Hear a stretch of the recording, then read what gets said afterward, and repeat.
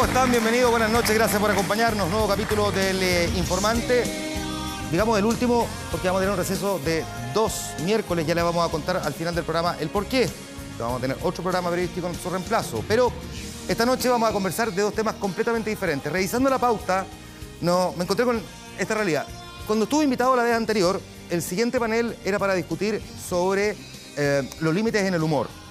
Esta noche vuelve a estar sentado con nosotros, mire, la coincidencia de la vida, Jorge Sharp, el alcalde de Valparaíso, a quien le damos las gracias y un aplauso también. Gracias por estar aquí. Bienvenido, alcalde. Buenas noches. Y vamos a volver a hablar de humor, pero vamos a hablar de un humor de forma distinta, porque se está homenajeando a una de las figuras que probablemente más semillero generó un humor del tipo absurdo, pero muy reflexivo al mismo tiempo, y que cruzó a tantos humoristas distintos. Andrés Rillón. Se está preparando una obra de una única función que se llama El Funeral, que promete ser muy graciosa. Vamos a conversar con humoristas de distintas generaciones en los próximos minutos también aquí en el programa y les vamos a mostrar imágenes inéditas también de ese clásico personaje que nos acompañó durante tanto tiempo. Eso va a ser más adelante. Para comenzar el programa, Rodrigo Cid nos ha preparado la mirada de lo que ha significado este prácticamente año ya de gestión del alcalde de Valparaíso. Miramos primero esa realidad en la nota de Rodrigo Cid y luego conversamos con el edil. Casi el 54% de los votos, Jorge Sharp se convirtió en alcalde de Valparaíso.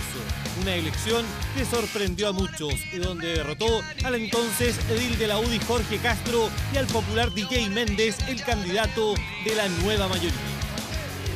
Lo que pasó con Valparaíso es que votó menos gente, pero se concentró con el voto en Sharp y por lo tanto es un voto de la nueva mayoría que se trasladó a Sharp y no es nueva votación fresca, diferente. Las masas no bajaron del cerro a votar por Sharp. Del centro de Valparaíso que se vistió de los colores de Jorge Sharp. Pero el resonante triunfo de Sharp estuvo precedido por el quiebre de la izquierda autónoma, colectivo del cual emigró junto a su amigo, el diputado Gabriel Boric, para luego fundar el movimiento autonomista. Para nosotros y para todo el Frente Amplio es tremendamente importante lo que está haciendo Jorge con su equipo en Valparaíso, porque es la primera experiencia de gobierno real y concreto que tenemos en el Frente Amplio. Y sin lugar a dudas, lo que de allí podamos aprender y las lecciones que de allí se puedan sacar van a ser fundamentales en el crecimiento futuro. La victoria de Sharp fue el corolario de un trabajo silencioso pero generoso en despliegue territorial. Con un programa de corte ciudadano, este abogado y magallánico de nacimiento se lanzó a la conquista de Valparaíso. Se acabó el duopolio. Yo no he sabido nunca de su historia. En su labor edilicia, Sharp ha tenido que enfrentar problemáticas como el desempleo, los incendios, la basura y la falta de desarrollo urbano.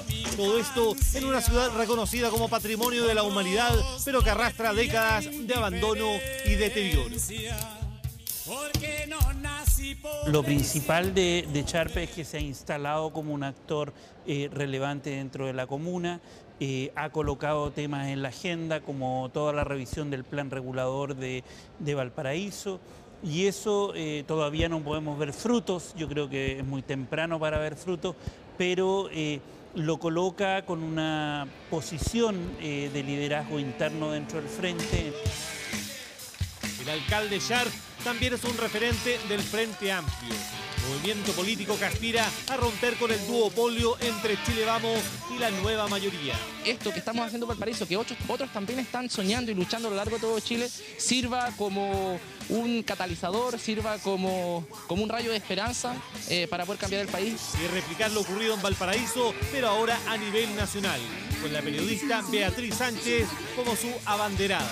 Tanto Beatriz como todos los que participamos de esta alternativa, incluso quienes no militan en organizaciones, estamos con todas nuestras energías puestas en pasar a segunda vuelta para desde allí consolidar nuestra alternativa política, derrotar a la derecha y ofrecerle una posibilidad de recuperar derechos a la gran mayoría de los chilenos que los han visto conculcados en materia de salud, educación, pensiones, vivienda y tantas otras cosas.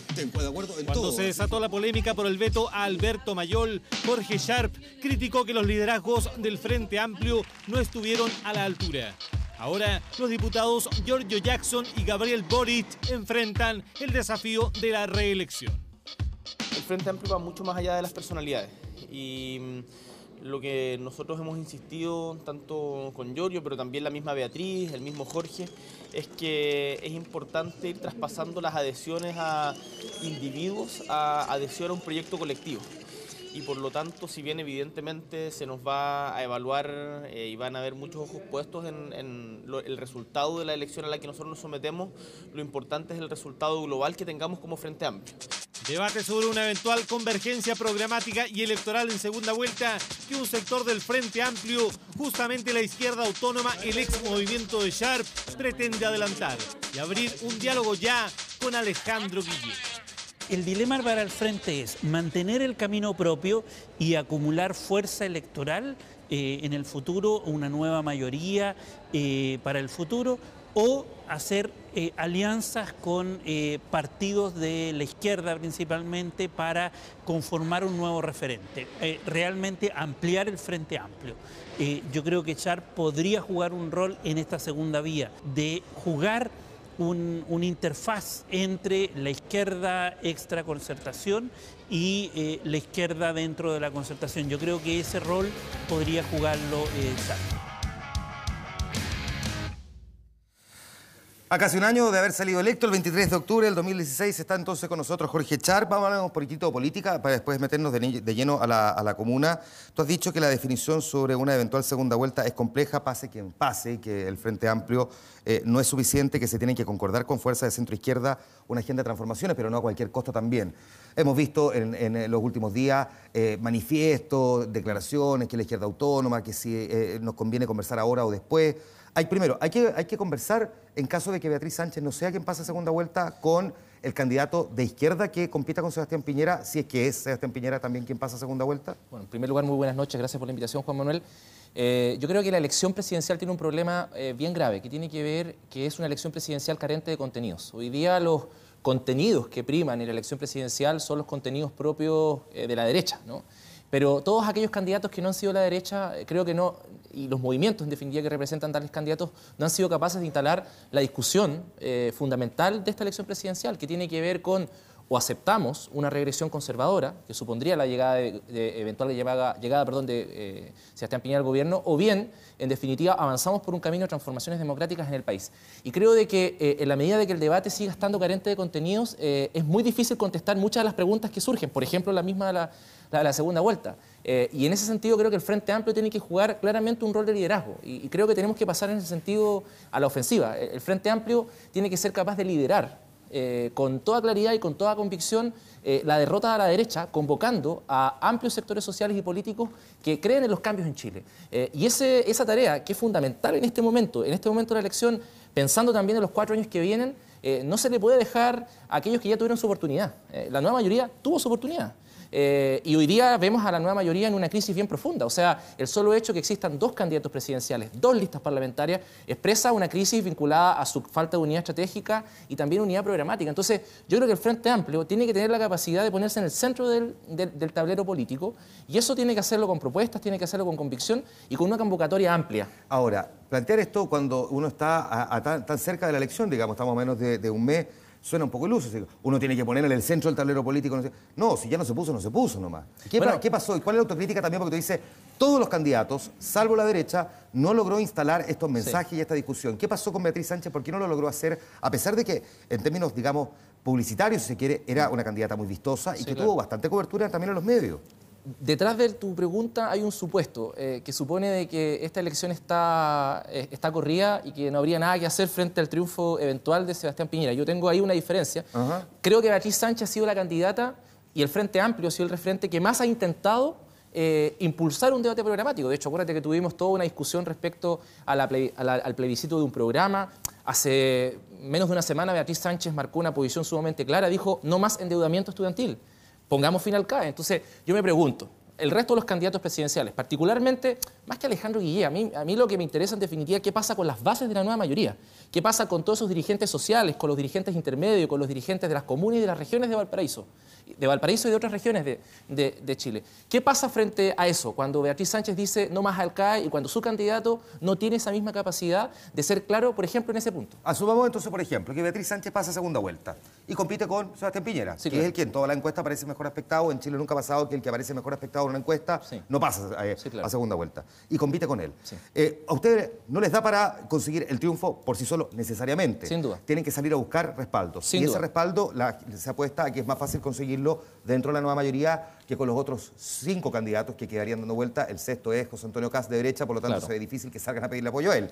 ¿Qué están dispuestos ustedes, en el caso de ser Beatriz Sánchez la que esté en segunda vuelta, a pedir y a conceder a la nueva mayoría? Después te hago la pregunta contraria si fuese Alejandro Guillé. Mira, y lo que te voy a contestar sirve para ambos casos, así A que ver. me adelanto a la segunda pregunta. Mejor, así ahorramos una pregunta.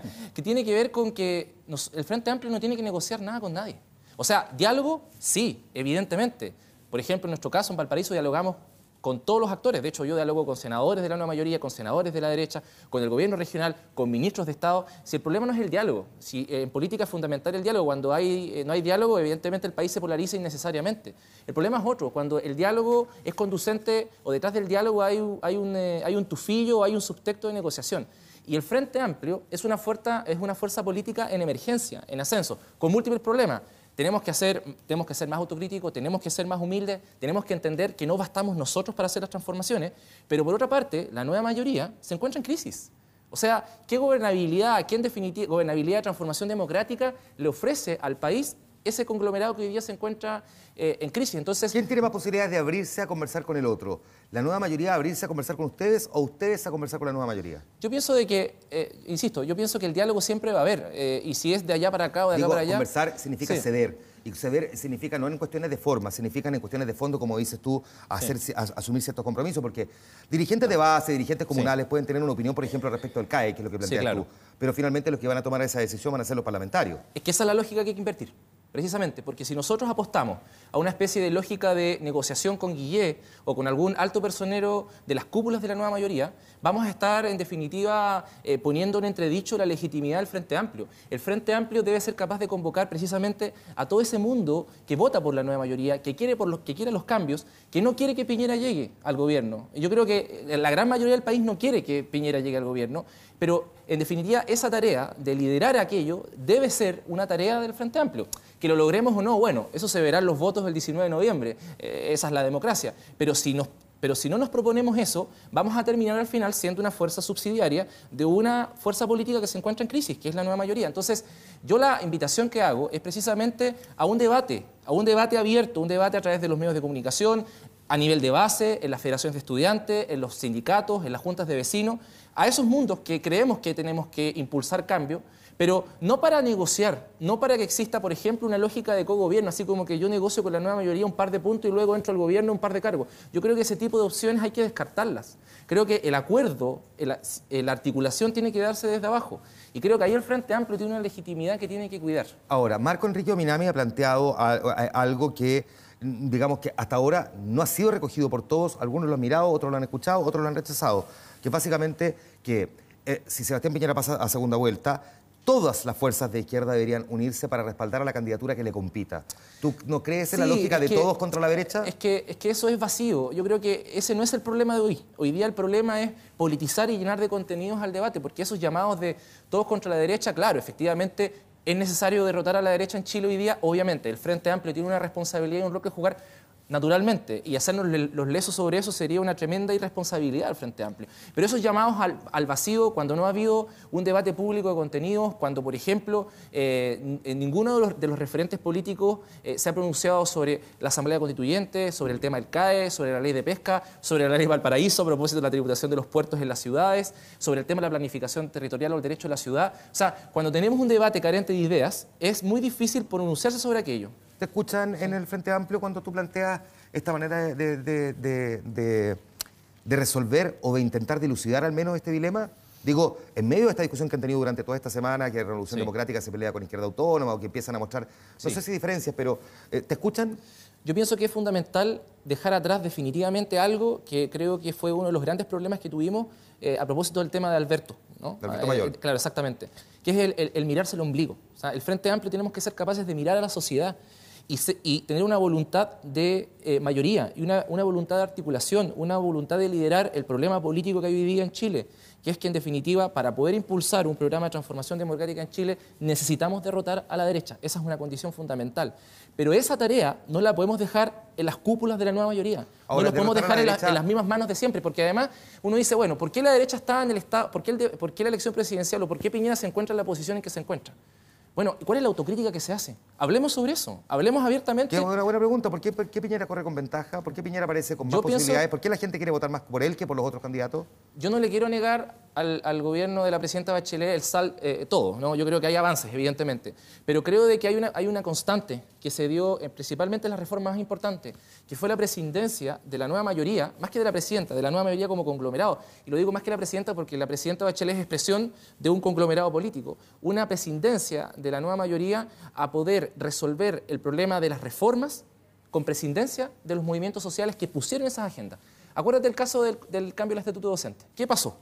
El 75, el 80% de los profesores de Chile le dijeron que no al cambio del estatuto docente. Y aún así se aprobó esa reforma, a pesar de lo que habían dicho los profesores, que habían sido aquellos que habían instalado el debate. Entonces, creo de que si no somos capaces en esta elección de marcar un punto de quiebre, y yo invito de verdad a la gente de la nueva mayoría, invito a todos esos militantes que te digo que yo estoy seguro que creen en el final CAE, que estoy seguro que creen en la Asamblea Constituyente, pero que no tienen el feedback con sus cúpulas a acercarse y a dialogar y a articular un gran espacio, un gran polo democrático que nos permita derrotar a la derecha. Déjame preguntarte esto por último para pasarnos ahora a Valparaíso. Se lo he escuchado decir a varios, y no es que se lo he escuchado decir, en conversaciones con gente del Frente Amplio, en comidas con gente del Frente Amplio, varias veces me he encontrado con esta frase. Si tiene que ganar Piñera, que gane Piñera. Llegar a un acuerdo con la nueva mayoría sería el fin y el hundimiento del Frente Amplio. Mejor dejar morir a la nueva mayoría en la oposición y que el Frente Amplio se convierta en el gran referente opositor a Sebastián Piñera. Mira, te lo voy a poner en estos términos. A ver. El Frente Amplio, si no es gobierno, o sea, si nuestra candidata Beatriz Sánchez, estoy plenamente convencido que vamos a pasar a la segunda vuelta, el escenario está completamente abierto, esto que la encuesta parece un día una cosa, son patrañas, ¿no? Está abierto y hay que pasar a la ofensiva, con fuerza, con nuestras ideas por delante, con esta convocatoria que te digo, sin ningún tipo de complejos, ponerse en el centro del escenario. Esa es la tarea que tiene el Frente Amplio ahora.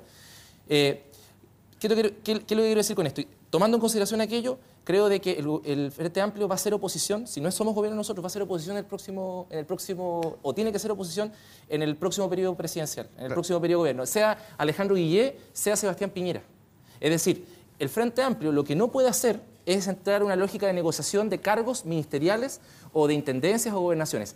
Ese es el problema que va a dinamitar la legitimidad que tenemos como referencia política. Yo creo ahí, por lo menos, quien te habla no está dispuesto a defender una posición de esas características. Le pregunto ahora al alcalde de Valparaíso. Hemos aprendido que responder a todas las expectativas es imposible. La cantidad de frustraciones y demandas insatisfechas en Valparaíso son demasiadas. Yo sé que la pregunta es un poco cruel, pero ¿no sabía eso cuando se presentó como candidato? Yo creo que lo sabíamos, pero no con el nivel de magnitud que nos ha tocado enfrentar en estos 10 meses. ¿Qué es lo peor con lo que se encontró el alcalde de Valparaíso cuando llegó y que dijo esto sí que de verdad no alcanza para 4 años? Cómo la municipalidad, pero en general la política en Valparaíso dejó atrás a miles de porteños, dejó atrás a las mujeres jóvenes de Valparaíso. El 89, este es un dato de la encuesta CASA en 2015, el 89% de las mujeres jóvenes en Valparaíso no estudia ni trabaja. Dejó atrás al 19% de la población, que son los adultos mayores. Dejó atrás a los niños del Sename, del CREAT, en Playa Ancha. Dejó atrás, en definitiva, a los dirigentes sociales que vieron por años conculcados sus sueños de tener, por ejemplo, una cosa tan sencilla que es una sede social, que es una cancha de fútbol donde los niños de Las Cañas, de Cordillera, de Playa Ancha, de Santo Domingo, en definitiva, de Placeres, por decir algunos de los cerros hermosos que tenemos, no habían y por tanto no se podían desarrollar. Entonces, yo creo que hay una indignación que nos mueve, pero también una responsabilidad de que podemos contribuir precisamente a hacer que Valparaíso sea una ciudad completamente distinta a la que es hoy día. ¿Cómo se hace cuando el mismo alcalde dice ni el político más experimentado está completamente preparado para poder abordar lo complejo que supone el desafío de levantar y recuperar Valparaíso? ¿Cómo se hace o quién lo hace? Yo creo que no creyendo de que uno es un Superman con una capa y que cree que solo puede resolver todos los problemas. Lo que nosotros estamos intentando hacer en Valparaíso es hacer aparecer un actor que ha estado permanentemente invisibilizado en la ciudad, que es el actor de la comunidad, es decir, los vecinos organizados. Y el ejemplo más claro de eso, Juan Manuel, está puesto, por ejemplo, en la cuestión inmobiliaria hoy día que está instalada, a propósito de lo que decía Claudio en la nota introductoria, que tiene que ver con la discusión de la planificación del territorio. Claro. Esa es una discusión que en Chile todavía no se instala. Apareció, ¿te acuerdas?, a propósito del tema Estación Central, con estas torres, estos guetos verticales. Que no le gusta que le digan así, pero al final... Pero es eso, claro. y en Valparaíso hay algo parecido. ¿En qué sentido? Los cerros de Valparaíso, es una ciudad bien particular, tú la conoces bien, los cerros de Valparaíso son verdaderos ecosistemas, humanos, urbanos, sociales, productivos, económicos, históricos, patrimoniales. Son lugares únicos en Chile.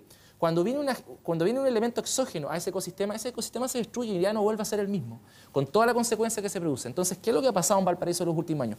El avance desregulado del mundo inmobiliario, lo que ha empezado poco a poco a cambiar es la cara de la ciudad. Entonces, no se trata de decirle que no, esta discusión de la derecha típica cavernaria, no decir que el alcalde está en contra de la inversión privada. No, nosotros trabajamos con el mundo del turismo, trabajamos incluso con algunos actores pequeños y medianos inmobiliarios que están con proyectos que dialogan con la ciudad, pero a lo que nosotros nos indigna que un empresario, que es del 1%, venga a la ciudad y crea que por poner no sé cuántos millones de dólares arriba de la mesa puede hacer lo que quiere con la ciudad. ¿Eso pasaba antes en Valparaíso? Sí, claro. O sea, pasa. Y estamos en un proceso de transición entre una planificación que representa el Valparaíso de los años 80 y una nueva planificación que estamos haciendo con participación, o vamos a iniciar ahora el proceso de participación con los vecinos, que nos va a hacer permitir aparecer este actor que te digo que es el actor de la comunidad y de los vecinos organizados. No es que ustedes se opongan entonces al proyecto, sino que en el fondo cómo integrarlo a las necesidades, o sea, y que el hábitat no se vea tan afectado. Es como, mira, te lo voy a poner en estos términos. Es como si algún empresario a partir de un proceso de que observa que el Parque O'Higgins o el Parque Forestal se encuentra en muy malas condiciones, se le ocurra construir 22 torres de edificios de distintos pisos. O sea, cualquiera persona con un mínimo sentido común en Chile diría, esa es una barbaridad. Eso es lo que está pasando. Ese es el tipo de conflicto que hoy día tenemos en Valparaíso. Ese es el tipo de luchas que cientos de vecinos a lo largo de 10 años, por lo menos, ha estado dando. Entonces, ¿qué te decía? No soy un Superman. Yo no soy un Superman. Lo que hemos hecho es poner a disposición de esa comunidad, de ese actor que lucha por defender un modelo de vida, el instrumento del gobierno local. Es poner las instituciones al servicio de la gente. ¿La comunidad lo está entendiendo de esa manera? Yo pienso que sí, Naturalmente hay un tema de expectativas, de frustraciones, y alcalde, ¿por qué no va para allá? Y alcalde, lo estamos esperando hace rato.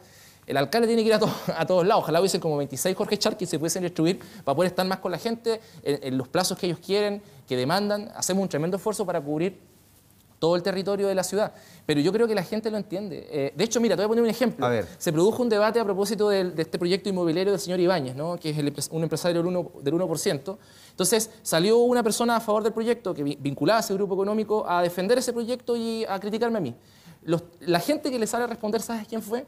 Fue la corporación del Wander, ¿no?, que en definitiva le dice, estamos de acuerdo con lo que está haciendo el alcalde y tenemos una diferencia tremenda con ustedes que han privatizado el club. A propósito del tema de cómo los clubes se han ido mercantilizando. Entonces, lo que está pasando en Valparaíso con la cuestión inmobiliaria es que no solamente el alcalde con el gobierno local quienes están abordando el problema, sino que es la ciudad en su conjunto que tiene un estado de opinión pública, que tiene organizaciones sociales que no quieren que esto siga pasando. Entonces, la clave para nosotros en la ciudad es cómo somos capaces de poner a disposición de toda esa fuerza creadora que hay en el territorio, toda esa indignación, todos esos años de postergación que existen en Valparaíso en función de una propuesta de cambio clara. Y en eso estamos avanzando. Yo veía en la nota a propósito del tema del aseo, yo creo que hay frutos que están comenzando a aparecer. El tema del aseo ha ido mejorando, la gente lo percibe. Hemos mejorado nuestras capacidades logísticas, hemos mejorado las condiciones de los trabajadores del aseo, que eran paupérrimas cuando llegamos. ¿Hemos cometido errores? Sí. ¿Cómo es su relación con el Consejo? Porque también he escuchado ahí más de alguna crítica al Consejo. Ahora, no hay un alcalde que no tenga crítica al Consejo. Sí. No, yo creo que el Consejo creo que ha sido un ente más bien colaborador de nuestra gestión, más que obstaculizador. Naturalmente siempre tienen su punto político y buscan pegarme un charchazo de vez en cuando por alguna razón que les parezca legítima. Pero tenemos una relación bastante respetuosa y creo de que es un consejo que, por ejemplo, a propósito del tema del conflicto con Pumpín y Ibáñez, bueno, el Consejo Municipal en pleno, y estoy hablando desde la UDI hasta los concejales del Frente Amplio, apoyan lo que estamos haciendo y apoyan las demandas de la comunidad. Por tanto, creo que es una tremenda señal. El COSOC, que es el Consejo de Organizaciones de la Sociedad Civil, también en esa línea ha manifestado el apoyo a lo que estamos haciendo. Entonces, yo creo que en los grandes temas el Consejo Municipal ha estado a la altura. Perfecto. Alcalde Jorge Sharp, le quiero agradecer estos minutos de conversación al comienzo del Informante, como siempre. Juan Manuel, a su disposición. Muchas gracias. Suerte en el programa, ¿no? Muchas gracias. Ahí les voy a contar después. Quiero que veamos las siguientes imágenes porque nos va a evocar y nos va a recordar un personaje que fue tan querido en la televisión chilena. A él, luego de él, vamos a estar hablando luego con invitados. Estas imágenes que, bueno, para nadie son indiferentes. La firma, señor Sañartu, la firma japonesa Uko Hataki Tuchi Niko Nikutahata J de Osaka, va a firmar con esta oficina un contrato de largo alcance y de grandísima envergadura. ¿Sí, don Pío? ¿Señora Gertrudis? ¿Sí, don Pío? ¿Quiere que le tararé? Bueno, don Pío. Tarararara, tarira,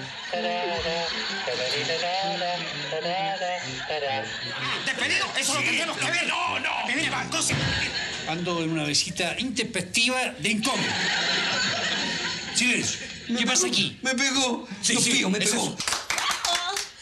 Es por eso que esta oficina se enorgullece esta noche. Más corto, Más corto, por favor. Más breve. Más breve. Bueno, se va a inaugurar la antena. Permiso, don Pío. Permiso, don Pío. Debo comunicarle de que se casa la señorita Coté. La señorita Coté se nos casa.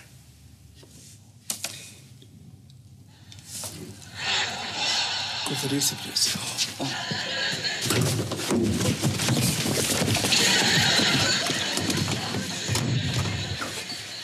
Bien. ¿Quién se nos casa? La señorita Coté se casa. Se casa la señorita Coté y la oficina tiene un boato o ritus, boato matrimonis, que pondrá en ejercicio por primera vez esta vez. Habrá arroz blanco, negro, azul, amarillo, ninfas ecuatorianas, bananas de Bogotá, una ciudad interior del Amazonas. ¡Fuera! Un momento. Vuelvan todos para acá. Salgan de rodillas todos. De rodillas. BN. Bueno, el video que veíamos nos refleja la historia de un personaje que, querido por todos, un actor también tan conocido en Chile, Andrés Rillón, que nos dejó hace un tiempo, pero que dejó una huella, pero no solamente indeleble, sino que marcó a distintas generaciones y de forma muy distintas en el teatro y también en el humor. Vamos a conversar esta noche con representantes precisamente de esas generaciones que quedaron marcadas por Andrés Rillón. Sergio Freire, guionista, actor y comediante. Gracias por estar aquí. Bienvenido, buenas noches. Sí, por favor, muchas gracias. Felipe Izquierdo, actor y comediante. Muchas gracias por estar aquí. Bienvenido, buenas noches. Gloria Munchmayer, actriz. Gracias por estar aquí. Bienvenida, buenas noches. Julio Jung, actor y comediante. Gracias por estar aquí. Buenas noches. Gracias. Y parto preguntándole primero a Sebastián Puga-Riñón, nieto de Andrés Rillón, también, entre otras cosas, periodista, actor, comediante, funcionario público, en fin, un montón de cosas. ¿Cómo estás, Sebastián? Gracias por estar aquí. Bien, muchas gracias por la invitación. Que tiene exactamente el mismo sentido del humor de su abuelo, además, y entiendo que tuvo con una relación muy estrecha y muy cercana con él, y por lo tanto ha estado trabajando y ha sido parte de lo que se está desarrollando. Primero, hablemos un poquitito de qué es lo que es el funeral. El funeral de Andrés Rillón es un espectáculo único que va a ser el martes 7 de noviembre en el Teatro Oriente y es nosotros junto con Julio y con Felipe, antes de que muriera Andrés, estábamos organizando un homenaje en vida, porque en este país generalmente no se hacen homenaje en vida, entonces estábamos en eso. Y lamentablemente... Y tu abuelo te aguó la fiesta, como Sí, ese sentido del humor que tiene. Sí. Él se adelantó, Él se adelantó porque O sea, lo él se sábado- adelantó, dijo, me muero antes que hagan... Y quedan Claro. pocos días. Quedan pocos días. Quedaban muy pocos días, pero no se aguantó y dijo, no, me voy. ¿Para qué voy a seguir esperando que me hagan un...? No, me voy. Ya, y fallamos. Igual estaba feliz, igual. Él, Con lo que está eso. preparando. Sí, Ahora, claro. ¿de qué se trata el funeral? Porque una única obra, por una única vez, ¿cuál es el sentido y qué es lo que pretende? ¿Y a quiénes reúne, además? ¿Me preguntas a mí? A ti, Felipe. Ah, ya, sí, porque yo lo pasé. Mira, la idea es tratar de contextualizar en el sentido del humor que tenía Andrés y que tienen todos los que están acá, porque, sea de paso, no es común que los comediantes se unan, y además comediantes porque digo, es bastante como... Pero actrices de la calidad y la trayectoria de Gloria, o de Julio Jung, el mismo Coco Legrand, la gente del Happening con Ja. Olvídate la versatilidad, la gente del Club de la Comedia. Es bien particular porque yo creo que ni Andrés se habría soñado que en él pudieran confluir todos estos personajes, todas estas personas, estos actores. Y esta trayectoria puesta al servicio de la comedia, del sentido del humor que tanto hace falta.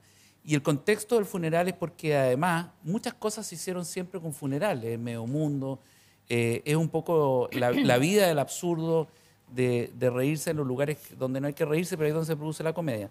Y esta es una despedida donde todos podrán, a través de este escenario, de este contexto, despedirse de él en el estilo de cada uno de los personajes que compartió con él. A nosotros nos encantaría que fuera un representante de Cervel a dar unas palabras, la gente de la universidad donde él estudió. Sí, que le pasa a la gente le parece divertido, pero no olvidar que es Director, nada menos. Fue director del servicio electoral. Desde ahí empezaron los problemas. No. Por muchos años. Si uno revisa además el tema de los censos, son re complejos. Entonces, que Andrés ha estado a cargo de eso, hay que analizarlo. Y es realmente una oportunidad también para agradecerle a Andrés su inteligencia, su extremada agudeza mental, que en cada uno de nosotros tocó de alguna manera y aportó... Dime. No, en esa... Julio, por favor. Es que esto partiría con la manivela. O sea, el Medio Mundo es el final.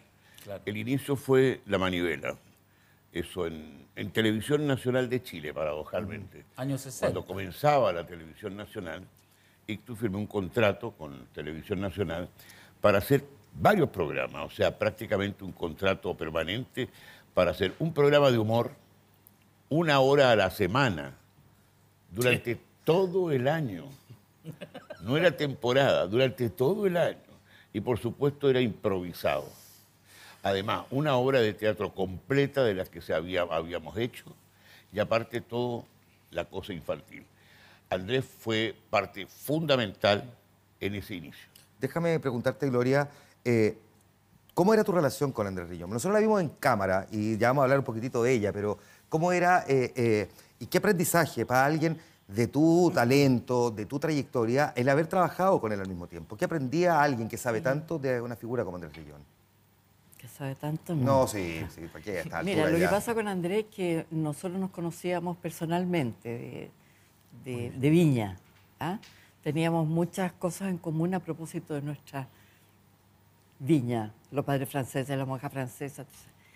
Y cuando yo llegué a conocerlo, para mí fue una sorpresa que del registro electoral de repente aterrizara en el Teatro Ictus en esa época.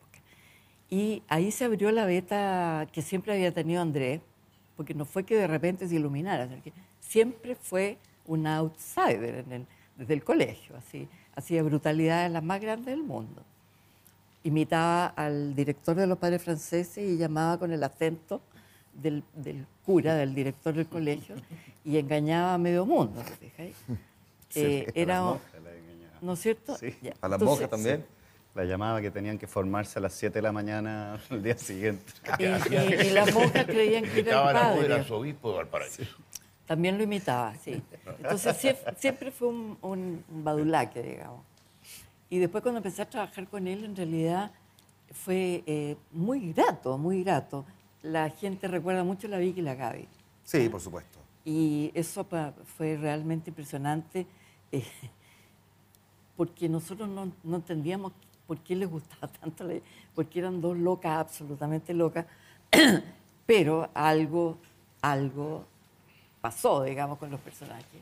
Se identificaron, llegaron a los jardines infantiles, a los colegios, estaba la Vicky y la Gaby en las representaciones de fin de año, y las reuniones con él, a propósito de lo que decía Julio, eran absolutamente escritas. Nosotros nunca con Rebeca Gigliotto improvisamos nada. Nos juntábamos de lunes a viernes con él y escribíamos el libreto. Todo, completo. Completo. Y la gente siempre pensó que era improvisado y no era improvisado, era estudiado así, pero frase por frase, cómo termina una frase, en qué tono. Porque yo creo que la comedia, perdona, porque él pertenece al género de la improvisación. Claro. Es de lo que quedó. Claro, pero en el caso de los actores, yo creo que tiene que ver con el guión, mucho. Hasta el día de hoy, te digo yo, en una obra de teatro que es comedia. Es bonito el contraste que hace. Tiene que ver con el guión. Es bonito el contraste porque aquí hay mucho de guión. Alguien de tu talento también tiene que tener un guión, tiene que tener claro dónde comienza y dónde termina, sabe que no tiene que guatear. Pero entre medio hay mucha improvisación también. Tú eres de una generación distinta a quienes trabajaron con él en Medio Mundo, que lo conocieron por el Ictus, en fin. ¿Qué se representa para ti Andrés Rillón entonces? A mí Andrés Rillón representa el absurdo. Yo conocí el absurdo en Chile gracias a Andrés Rillón. Para mí ver gente, a todos ustedes, ver gente adulta haciendo cosas absurdas en tele, a mí me abrió un mundo completamente diferente. Recuerdo un sketch de Andrés con Pato Torres, donde le decía a Pato Torres, llegó su mermelada, don Andrés. Sí, o sea, la mermelada. O sea, y él decía, la mermelada, qué rica la mermelada. Y se la echaba en la cara y yo decía, pero caballero, está viejo echándose mermelada en la cara. En la pelada también. Y dije, me abrió un mundo completamente nuevo, de otro humor. Se llevaba 5 frascos. Se llevaba 5 frascos de mermelada. Las reuniones también, cuando se tiraban agua en la cara. Bueno, para mí me marcó un camino. De hecho, en el Club de la Comedia nosotros también éramos rígidos con el guión. Por lo mismo, porque es muy importante en este estilo de humor que el guión, que haya una base. El absurdo a veces, no sé, la gente cree que es hablar cualquier cosa, o hablar tontera, y no es eso. Y gracias a ustedes yo aprendí eso también. Entonces estoy agradecido de estar sentado aquí en este minuto con ustedes. Gracias. Gracias, Andrés. No sé dónde estás, pero... Tú sabes que esta cosa de Andrés no es que fuera una cosa impuesta, ni que hiciera humor del absurdo. Él era así. Él era así.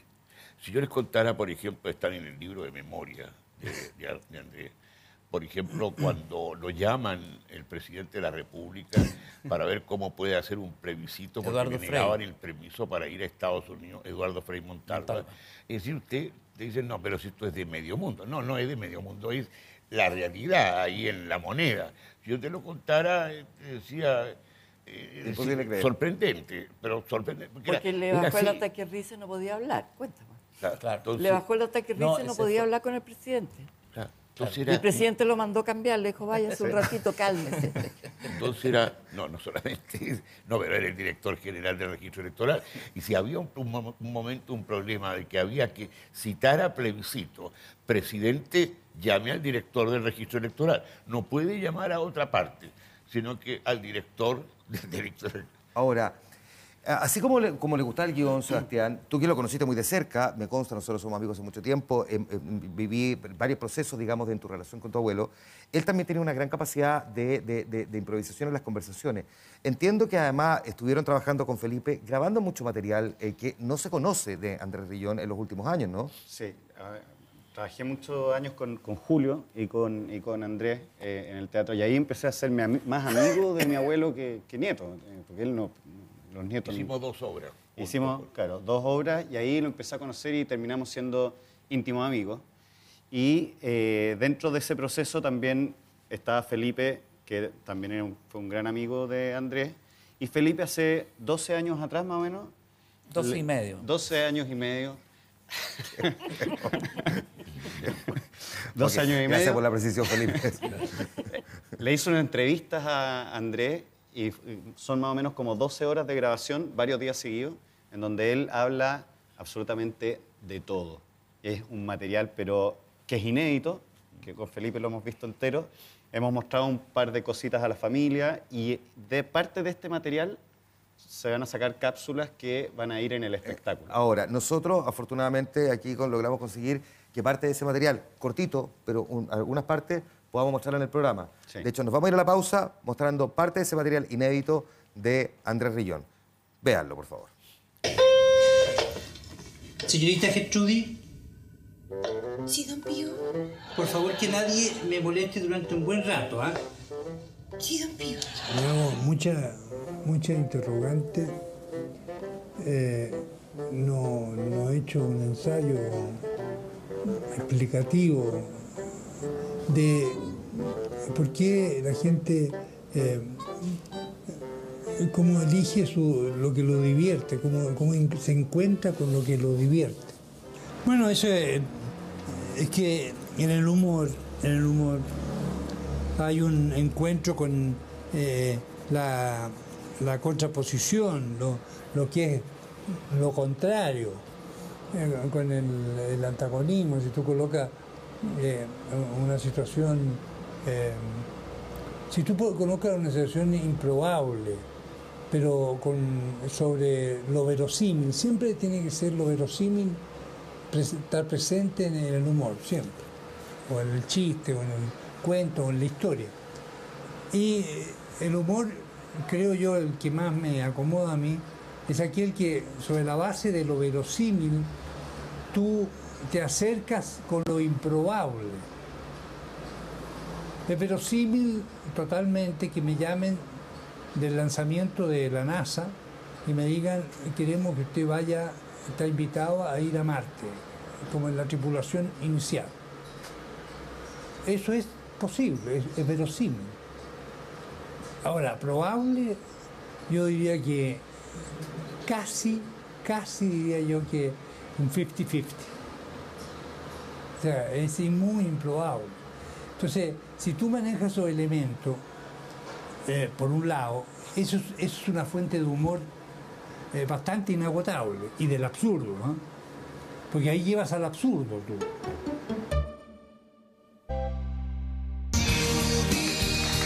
Estamos de regreso en El Informante, haciendo un homenaje a Andrés Rillón.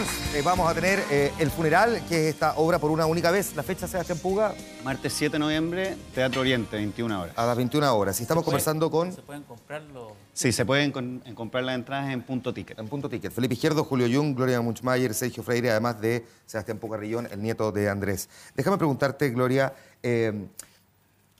tuvo dos grandes enamoradas, digamos, las dos Glorias, ¿no? Gloria Benavides, Gloria Munchmayer, en su momento Don Pío. ¿Cómo era esa lógica de trabajar esa escena también? No, me sorprendiste porque no sé, ¿a quién más nombraste? A Gloria Benavides. ¿Quién es? Mira, yo peleaba mucho con Andrés, ¿eh? ¿Ah, sí? Mucho. Yo creo que eran peleas bien fructíferas en todo caso. Claro, porque no era fácil trabajar con él, ¿eh? ¿No? ¿No es cierto? No era fácil. No. Bueno, pero ante un genio tú tenés que ceder nomás. No era Lo que fácil acaba de porque- decir sobre lo que es el humor es perfecto. Por eso es que de repente no dan risa algunas cosas, algunos chistes no dan risa, porque no son verosímiles. ¿Ah?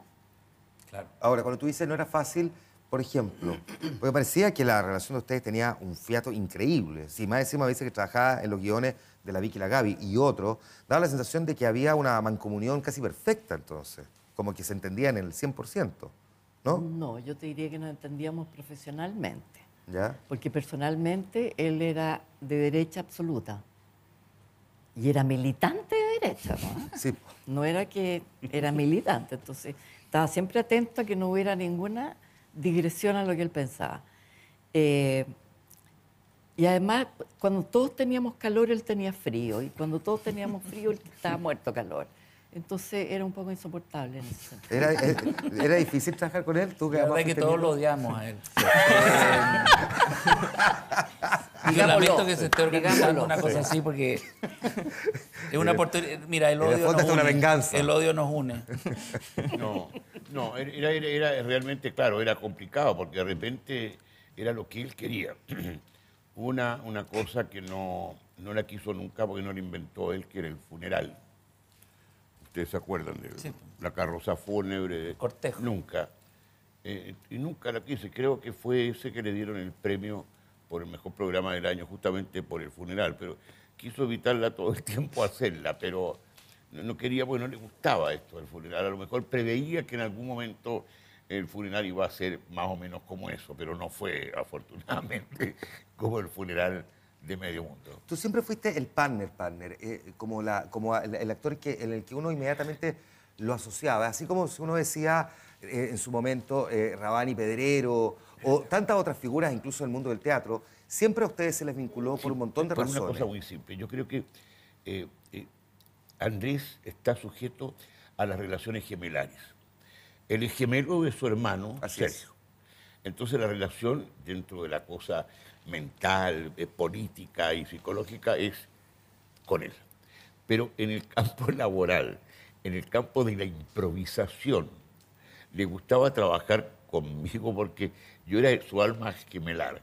Él me tiraba un disparate, porque no había un guión, había una escaleta, no había nada, y yo le contestaba otra cosa, y vamos y damos, hasta que la cosa se transformaba en una locura, pero que al final la gente se reía. Eso era la relación gemelar. Esa era la manera que tú aprendiste trabajando, Felipe. Digamos, no son necesariamente tus primeros pasos. Tú venías haciendo Fresco y Natural después del postre. Digamos, tú tenías el sentido del humor arraigado desde muy chico. Digamos, es lo que hay. Pero ¿es así la manera en que tú aprendiste a trabajar también? Digo, ¿dejó una huella o no necesariamente? Sí, claro. Lo que pasa es que yo creo que, obviamente que Medio Mundo, de lo que yo venía haciendo, era como entrar a Cambridge, no sé, a un lugar como... Las ligas mayores, claro. No, que había, en ese momento, todos los actores que estaban, la Gloria, la Rebeca, Julio, Pato Torres, los Jaujarana. Yo estaba estudiando en primer año en teatro en la Chile, o sea, era como que me saltara varios pasos. Y Andrés era el que lideraba el grupo, y eso la gente no lo logra identificar porque cree que Andrés Rillón era Don Pío. Don Pío, yo lo he dicho otras veces, era una especie como de uña de Andrés Rillón. Andrés Rillón, la envergadura de Andrés Rillón es mucho más amplia. Yo que lo logré conocer y que lo quise conocer y lo aprecié muchos años porque le dediqué tiempo, yo te diría que la agudeza mental, la claridad para poder descifrar dónde está una premisa, dónde se encuentra la premisa en una obra de teatro o en una película, dónde está la importancia de lo que es o no es gracioso, cómo construir una obra, cómo... Todo eso, Andrés era súper dotado. Pero fíjate que el problema, esto comenzó incluso antes cuando se le tenía poca confianza en el humor. Porque cuando se partió con Medio Mundo, no era ni siquiera lo que vieron ustedes. Partió como un centro comercial, porque por eso le puso Medio Mundo. O sea, imagínate un centro comercial. Y nosotros éramos la última chupada del mate, porque eran otras. Había un show, había una serie de cosas, y nosotros hacíamos la cosa más absurda de todo. Ahí estaba, ahí era cuando aparecía Sergio Silva. No. Claro, estaba toda esa gente haciendo distintas cosas. Pero nosotros, Gloria, Andrés y yo, era el absurdo total. O sea, una clínica de un doctor que se llamaba el doctor Nobel, que era Andrés, que tenía a la señorita Emily, que era la enfermera, y tenía un paciente total, porque no habían pacientes en ese centro comercial que lo fueran a consultar. Entonces me contrataban a mí, que era un bolsa, que me rodeaba por el centro, para que cada vez le llevara una radiografía distinta, y él me lo analizara, y siempre de la misma manera, pegándome con el estetoscopio aquí, le duele mucho. Todo, o sea, toda una cosa que era eso. Ahora, cuando uno ha visto, discusiones sobre los tipos de humor. En este mismo programa, hace algunos meses, discutimos sobre cuáles eran los límites del humor, a propósito de lo que había pasado con Yerko Puchento y Cecilia Pérez. En otras épocas hemos hablado del humor político, también en El Informante.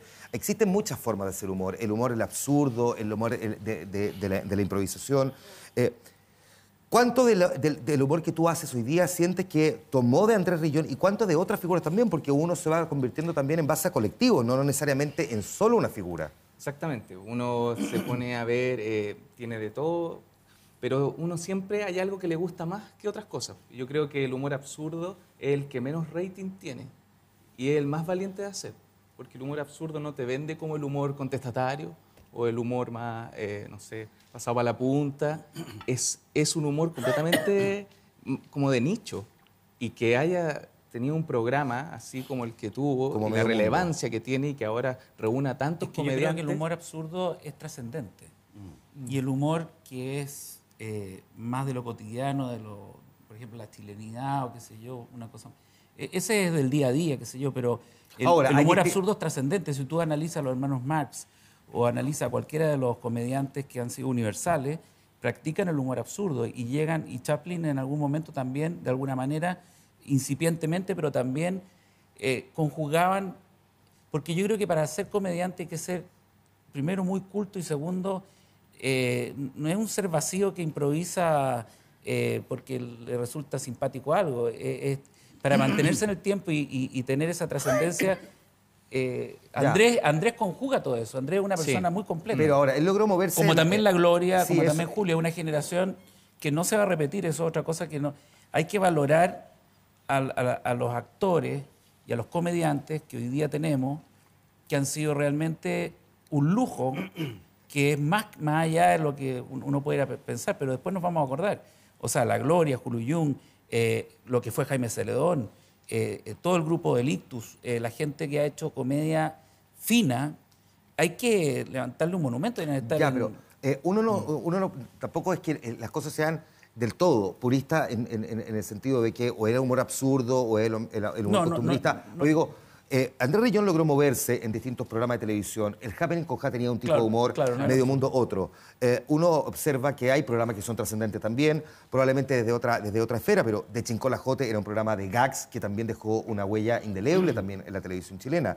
El humor absurdo, sin embargo, ¿tú compartes con que el humor absurdo puede ser para un público más específico, que aún así lo que haya logrado Medio Mundo con Andrés Rillón es cruzar esa barrera y haber llegado a mucha gente? Yo pienso que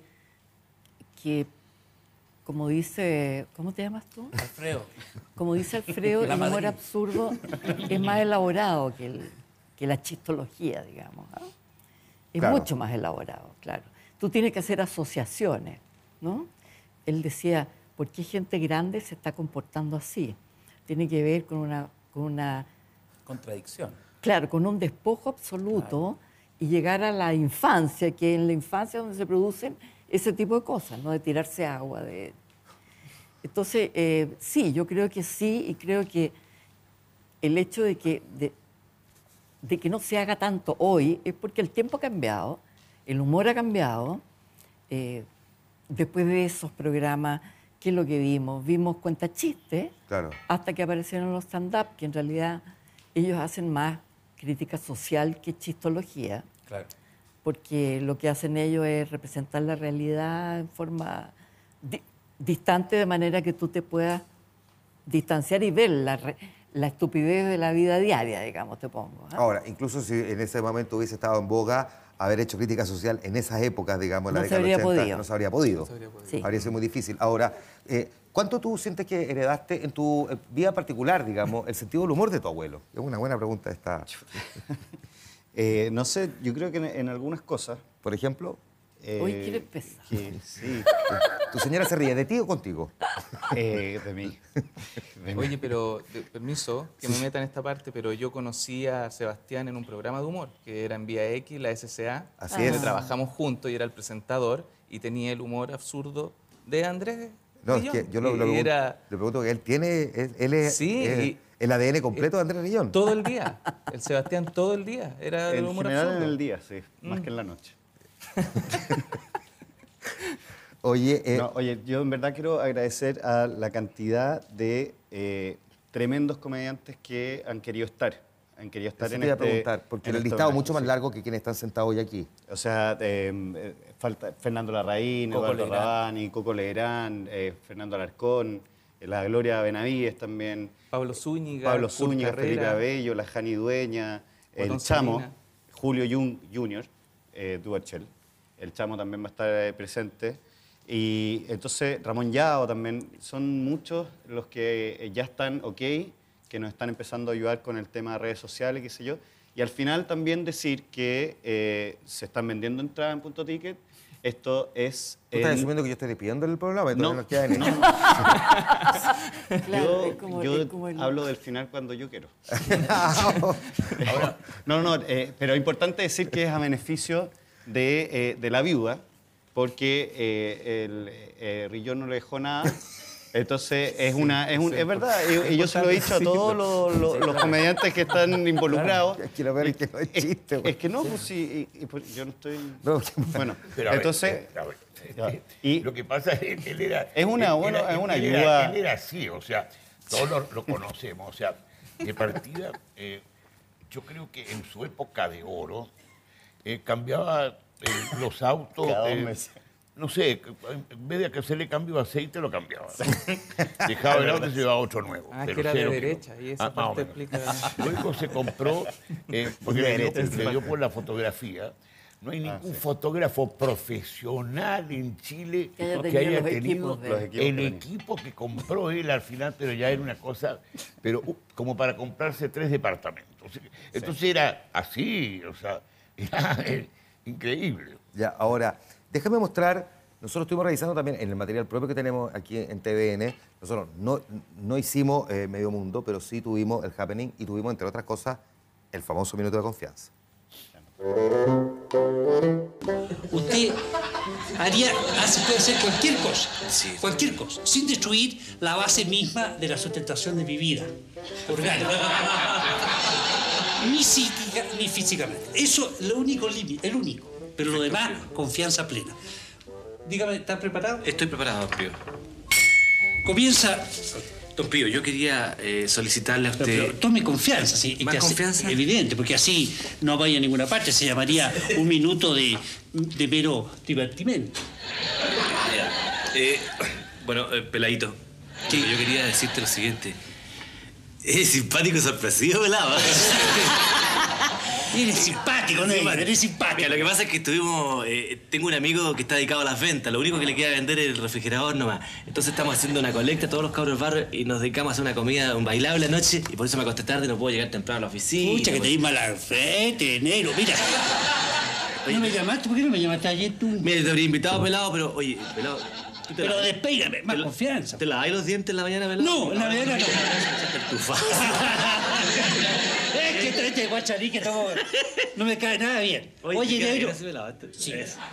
Oye, Peladito, sí, rómpete esa cuestión. Son cosas normales en la oficina. Me creí pasado por el agua, negro. Aquí estáis perdidos, lo firmé. Estáis perdidos. ¿Pero qué te cuesta hacer un pie atrás? Pues, ah, si me creí tonto, me creí pájaro. No, pues yo al contrario tengo un alto concepto de ti, pelado. O sea, tú eres un pelado magnífico. Pues. Bueno, ¿sabí? Me gustó esa. Me gustó. Rómpela tú, negra. Ya, te la rompo yo mismo. Ya. Te vas a dar tu pelado. Ya, que se vaya a ver. Bien, pelado. Un minuto de confianza. Buena, pelado. Buena, pelado. Buena, pelado, pelado. Un minuto de confianza, señor. No, no llegó, así que lo lamento mucho. Esto da origen a otro sumare.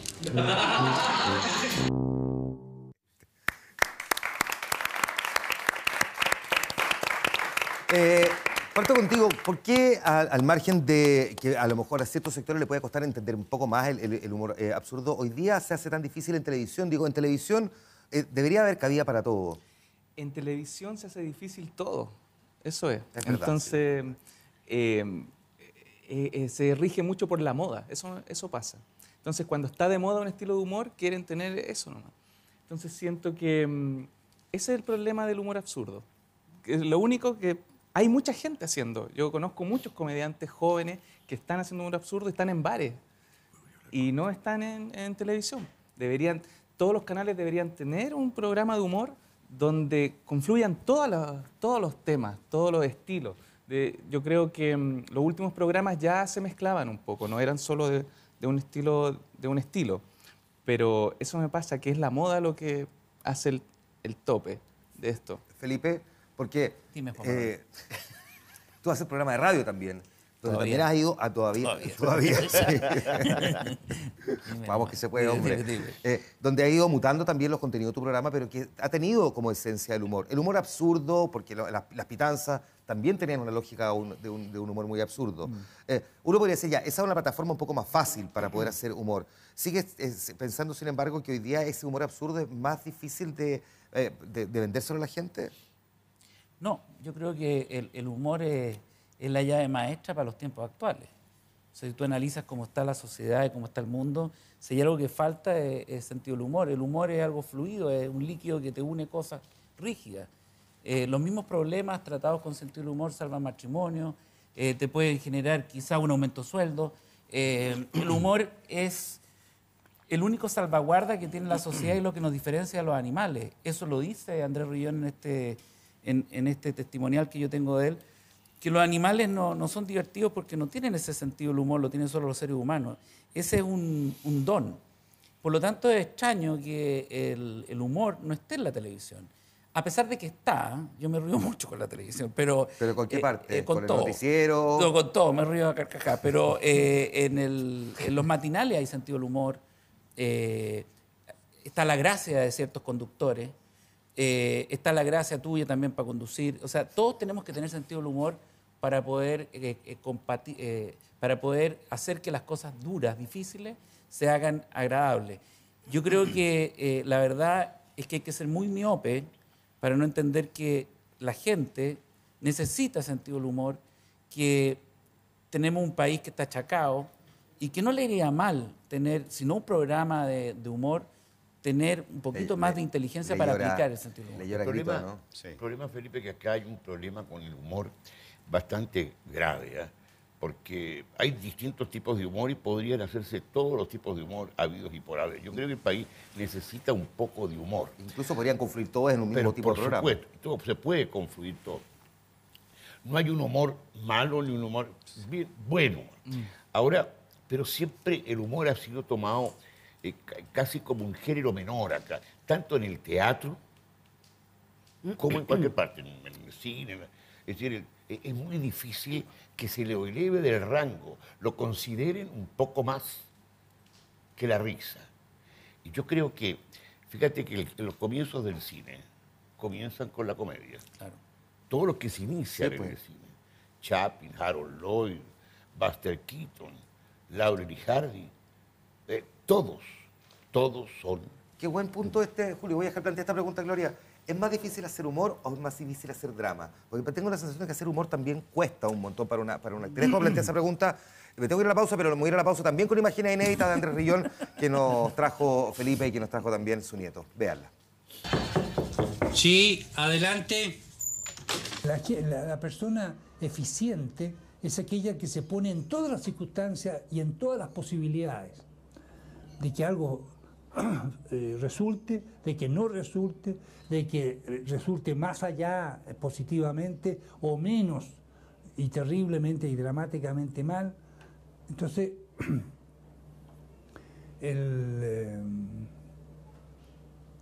me fui por el surco del lago.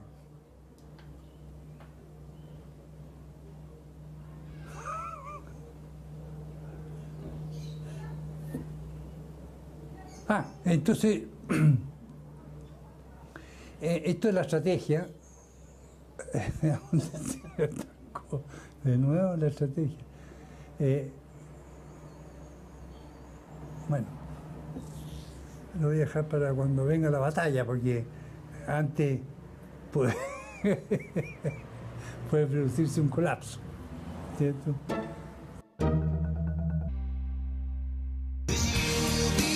Estamos de vuelta en El Informante, ya prácticamente terminando. Estamos recordando la figura de Andrés Rillón a propósito de esta obra que ya vamos a recordar cuando se hace el funeral, donde participan una gran cantidad de humoristas, actores y comediantes. Pero yo te preguntaba, Gloria, antes de la pausa, si es más difícil hacer humor o es más difícil hacer el drama, porque Julio Jung decía hace un rato que el humor es considerado, digamos, como algo menor dentro de las artes escénicas. ¿Es cierto? Yo creo que él se refería a una acepción vulgar pública, digamos. Ya.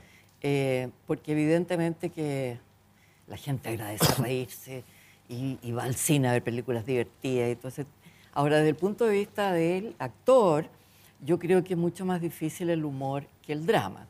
O sea, yo te digo como actriz, yo sé que si aprieto un poquitito, me sale la lágrima y el público va a empatizar casi físicamente con el dolor que yo estoy proponiendo y le va a dar pena. En cambio, con el humor, es mucho más difícil lo que tiene que hacer la persona, tiene que hacer asociaciones. Claro. Y eso es absolutamente intelectual. Qué difícil, qué complejo. Sí, además que en el humor uno nunca sabe si va a ser gracioso o no. Eso es algo que tiene, siento yo, la comedia. Bueno, el mismo uno chiste, sabe cuál va a ser el mismo chiste contado por uno o por otro puede ser muy gracioso, puede ser completamente fome. Bueno, exactamente. Pero hay cosas, por ejemplo, si vemos en el cine, hay cosas del cine, por ejemplo, una película que se llama Los 8 Sentenciados, en que Alec Guinness hace los 8 personajes que mueren, que realmente es una gran y enorme película. La vamos a ver ahora. Que en ningún momento no tiene nada que ver con nada que sea... Qué divertido. Ya, oye, se me fue el tiempo de Sebastián. Recordemos cuándo es el funeral, sí. Entonces. Martes 7 de noviembre en el Teatro Oriente, que quiero agradecer al Teatro Oriente, a la Fundación Cultural también de Providencia que nos pasó el teatro. Nos faltó nombrar a Rafael Gumucio, Guatón Salinas, Fabricio Copano, Javiera Contador. Sí, las productoras Icardi Producciones, de Esteban Icardi. Y MIT Restobar, también, que no, son dos instituciones que nos han ayudado. ¿A qué hora es? ¿A las 9 de la noche? 9 de la noche. Perfecto. Pablo Zúñiga también. Hasta las 3 de la mañana. No, funeral largo. Kurt Carrera. No, nosotros estamos muy solos. Somos Pablo gente Zamora. sola, entonces... Aquí deberíamos hacer un programa. Deberíamos hacer el informal.